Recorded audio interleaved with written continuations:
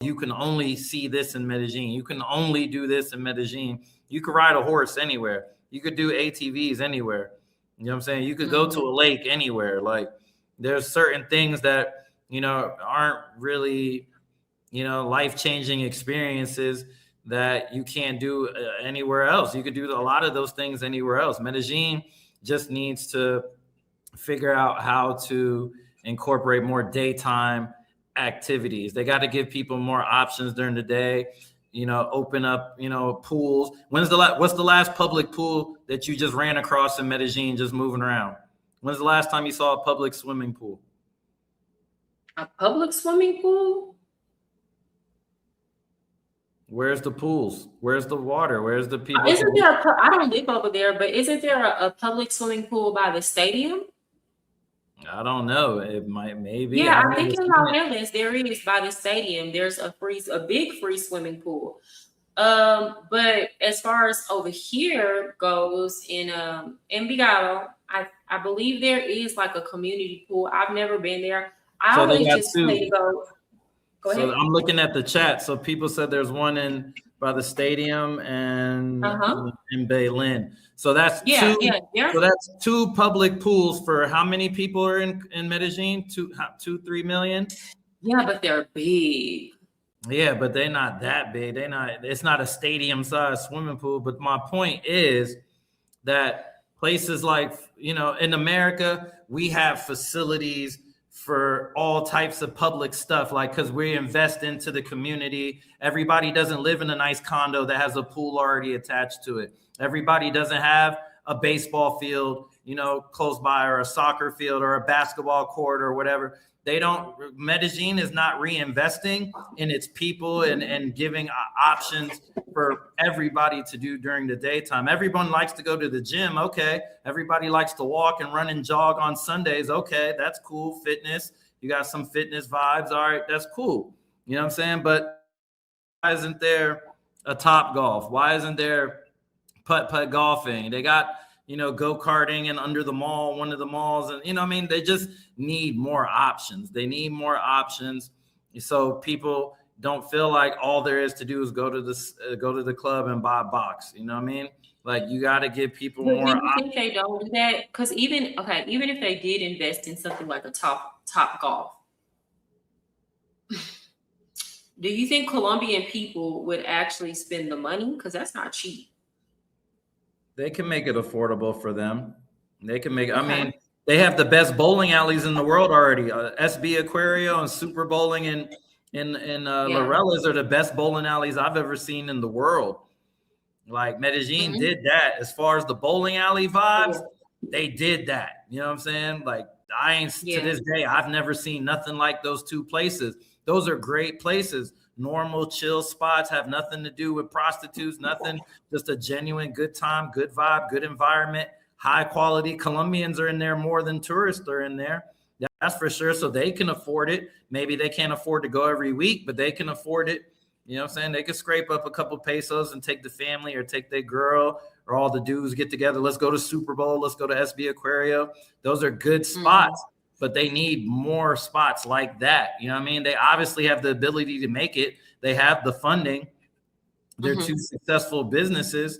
You know what I mean? Create more. Do what else you got. Whatever. I'm in Dominican Republic. They got a Dave and Buster's here. I lost my mind. That's just what I was going to ask you. What do you, first, let me get to the super chat. South America is just like Asia. Colombians prefer whites, especially in Medellin. You can go to Africa, such as Kenya, Ethiopia. They prefer white. Okay. Well, thank you so much for the super chat. And guys, if y'all are in here, make sure you hit the like button. If you like my content, subscribe. I appreciate any support. If it's a super chat, a like, thank you. I was going to ask you that. What's the difference like in the tourism industry in the DR versus in Colombia? In DR, what I've seen it's more, I feel like the crowd coming here is a little bit younger. Okay. In Punta Cana, I definitely felt like the OG on the beach, you know what I'm saying? And I'm not even that old, but I just felt like I was everybody daddy that I saw on the Not you was boat that party. daddy. Yeah, I felt everybody gave like 18, 19, 20-year-old college kid vibes, you know what I mean? That everything Yeah. was, you know, like spring break. It was like very spring break kind of Cancun energy in Punta Cana. Everybody was more on the younger side than the older side. Um, I feel like here, this is the place that a lot of people come with their girls, and there's a lot more female tourists. Yeah. I Because feel my like cousin got married because there. I think one of my other cousins last year proposed to his fiance out there. Like every time I see people going to Punta Cana, it's either for some type of destination wedding or Mhm. some type of a couples trip. I saw a lot of couples, a lot of dudes with their girls. Everybody was with their girls, came in with American girls. This is the most American women I've been around in a very long time. Like as far as not being in America, like this is the most, because Colombia, you don't see that many large groups of American women. In DR, it's a lot of American slash Dominican women, you know, mixed women. It just feels like a piece of New York broke off and just floated down to the Caribbean. And this is what it is. DR feels like New York, like tropical New York. It's, you know, a lot of American restaurants, all the major designers, Gucci, Louis, Prada, you know, everybody got nice cars, everybody got Benzes, Porsches, Kias, you know, Hondas, everything just feels very Americanized here. It's just, you know, black Wait, people. what you were saying to me, what it sounds like to me is I can go down there and find me a baller. I'm just playing. They You know, got they got I'm that they first got week some in June. You said, what'd you say? They got some paper in DR. You know, like in Colombia, it's easy to go to Colombia and you see them dudes throwing $30, $40 in the air and thinking that they fucking the club up and blah, blah, blah. Because, you know, the poverty and the lack of opportunity and financial income in Colombia is much lesser on average than the people I feel like in DR. In DR, I'm watching all Dominican niggas pop bottles. I'm watching them pull up in the valet and sports cars, high-end luxury cars, you know, real jewelry, real designer, you know what I mean? The 10 model chicks, the IG chicks, Dominican IG chicks with them. You know what I mean? Like they have it in DR. Like you're not going to come to DR and flex and ball out and go crazy, you know what I mean? And go bottle for bottle or dollar for dollar with these Dominican dudes. Cause a lot of these Dominican dudes, they're still American. They be in America trapping, doing what they do, scamming, hustling, good job, no job, you know what I mean? Whatever. They make it look good. And they bring that shit back here, change it to pesos, and they mama and they sister and they cousin and grandma still here on the island. So, you know, it's easy, you know what I mean, to live Hmm.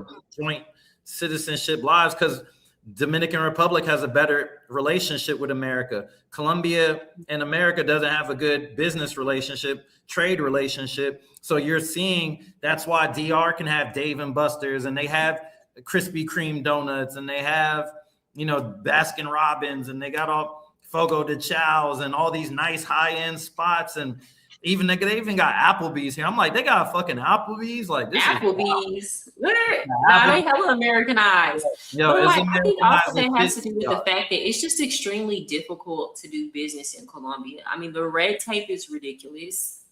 And then on top of that, just finding people that you can trust that are going to do what they're supposed to do in business with you is a challenge in Colombia. Even though, like, I love the Colombian people that are around me. I have great Colombian people around me, but like even they tell you it's just so difficult to trust down here.